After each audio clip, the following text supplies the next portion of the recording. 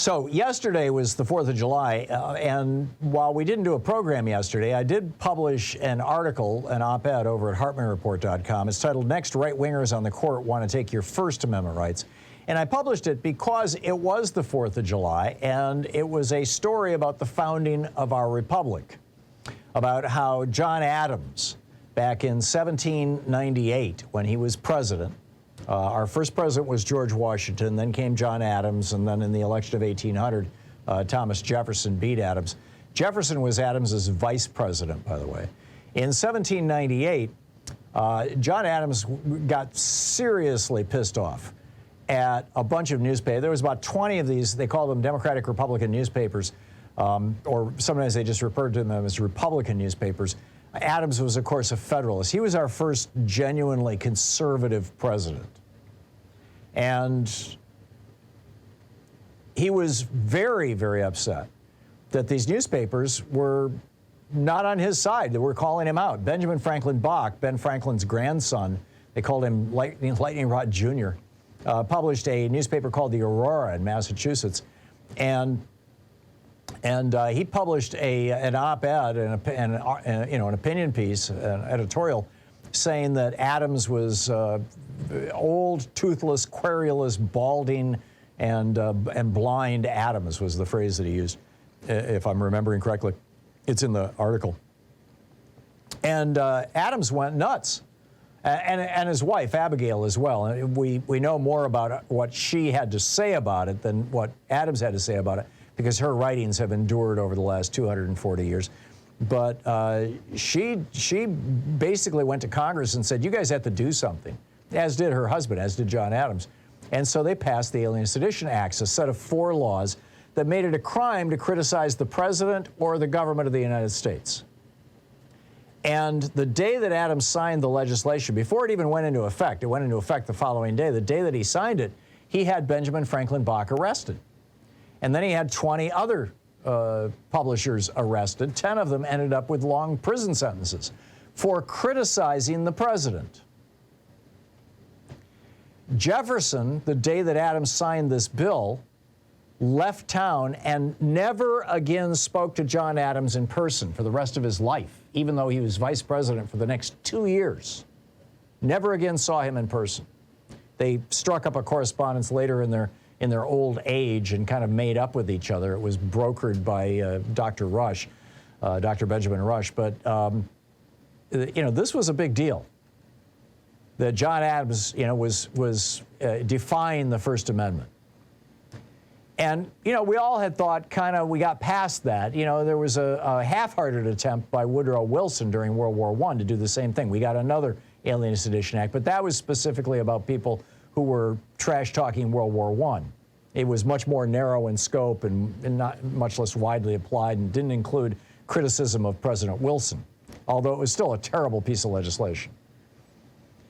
But, we had all thought, this ain't going to ever happen again. Well, now we've got this case where a hate group came before the Supreme Court and said that the Southern Poverty Law Center has designated us a hate group, and this is hurting our fundraising and our efforts to promote our hate, and therefore we would like to sue the Southern Poverty Law Center into bankruptcy for libel.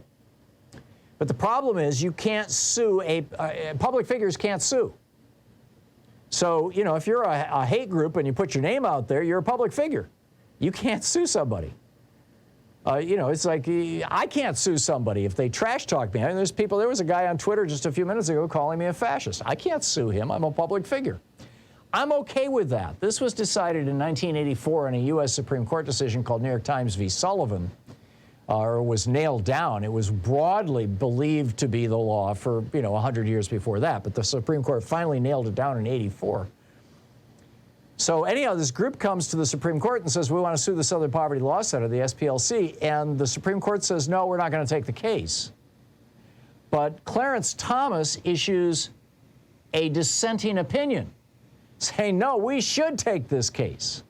And in a case last year, Neil Gorsuch said essentially the same thing. So we've got 2 of the right-wingers on the Supreme Court who want to do away with the protection, basically, that you and I have to go on Twitter and say, I think Biden's a terrible president, or I think, Trump is a terrible president, or whatever, I'm not saying Biden's a terrible president. I think he's a damn good president, actually. But you get my point. If this Times v. Sullivan is blown up and you go on Twitter and you criticize Ted Cruz, he can sue you. Or you criticize Clarence Thomas and he can sue you. And in fact, that's what, Clarence Thomas said in his dissent. He said that commentators cast false aspersions on public figures with near impunity. Well, yeah, that's called free speech.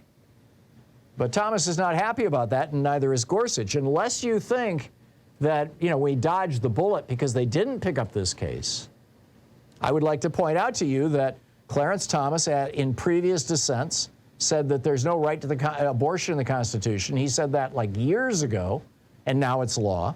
He said there's no right to vote for president in the Constitution. That was in 2000, 22 years ago. It's law now.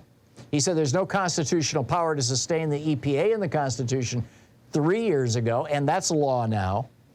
He argued that the right to a gun is sacrosanct, and that is now law now. So when Clarence Thomas speaks as the senior most and arguably most powerful member of the Supreme Court right now, we should all listen. We need to be paying attention to this. And now, to further complicate this, in South Carolina, a bunch of Republican legislators have introduced legislation that makes it a crime to tell a pregnant woman how to get an abortion, or to run a website that tells pregnant women how to find an abortion, or directs people to abortion, or talks about how to self-administer an abortion. Now that I can get, that's dangerous. That could be considered medical advice. But everything else, I mean, they're posting a website. Now, it probably won't become law in South Carolina, but who knows? This is a very dangerous beginning. This is a very dangerous precedent. They've already blown up our abortion laws. They've done away with our Miranda rights. They've gutted our union rights. They've gutted our voting rights. This is the Supreme Court, the they I'm talking about. They've filled our nation with guns, and now they're coming after reporters and you and me if we speak out. I'm very concerned about this and the broad direction that the Supreme Court is going. And I think that we need to be pushing back loud and hard. It's time to expand the court. It's time to impose a code of judicial ethics on the court. I mean, Clarence Thomas ruled in a case to keep his own wife's behavior a secret. He was the lone dissenting vote. How does that not get you impeached?